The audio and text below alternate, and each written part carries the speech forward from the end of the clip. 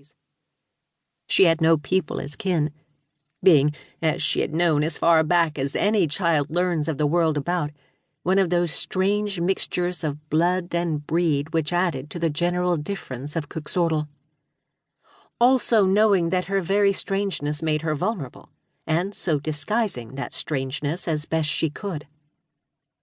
She had been fetcher and errand runner for Forerunner, until the mists of the riverside burrow bit so far into old one's crippled bones that her body at last gave up its spirit essence.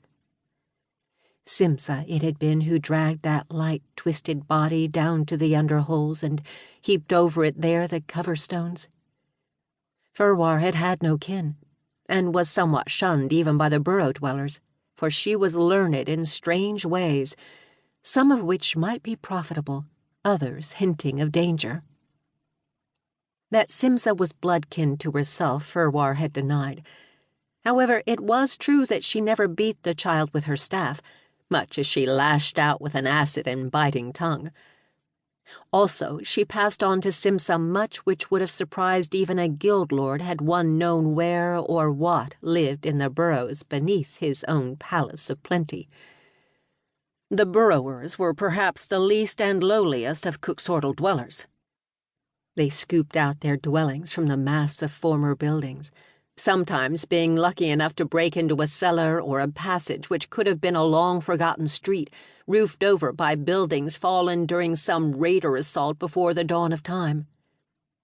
Things could be found in burrows, things worth trading, especially to the starmen, who seemed to take a perverse interest in broken bits which meant nothing to any denizen of Kuxortal. So such finds were close-held secrets, and even among the burrowers there were strongly defended treasure houses. Simsa had her talents. Her agility had served her many times. Over and over she practiced ever with her lean body the twists, turns, and certain grips which Forerunner's hands, cramped even as they were by the painful crippling, had patiently shown her. As a burrower she was small, though 2 seasons after the death of Forerunner she had suddenly shot up like a well-watered thrum vine. It was in that same season that she had changed her style of drab clothing, for Forerunner had been emphatic with certain warnings for the future. The loose smock she had always worn over breeches, which had left her legs free for running and dodging, was not laid aside. However, under it she had wound a strip of stout surecloth tightly about her body from waist up, constraining her breasts to give her still a childish flatness. That was a precaution she need only take with strangers. To those who know her, her own natural weapons made her untouchable. Simsa's skin was black, a deep bluish black. In night darkness she could pad through any street which had no large number of lamps with a spirit's invisibility. On the other hand, her hair, which she now wore confined and covered with another length of cloth, was pure silver light, as were her brows and lashes. Those she disguised with sooty fingers rubbed on a fire-pot before she ventured out as she did, reveling in her ability to conceal herself.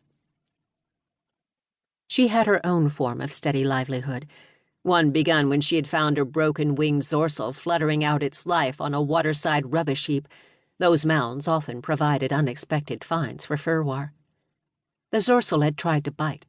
Its sharp-edged jaws were strong enough to take a finger off a full-grown man. Simsa had not stretched forth any hand at first, had only squatted down beside the injured creature, crooning to it in a small guttural sound which came from far down in her throat, and which she had never made before. At that moment it had just come to her naturally as fit and right. As the zorsal's first hissing and snapping subsided, and it settled down to watch her with huge, round, night-seeing eyes, the girl had perceived that it was a female, its furred body heavy with young.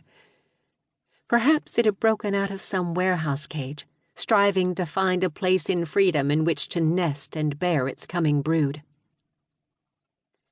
Though Simsa had had no reason in her short life to trust or show any liking for another living creature, her bond with Forerunner being one of respect, awe, and more than a little straight wariness, she sensed now within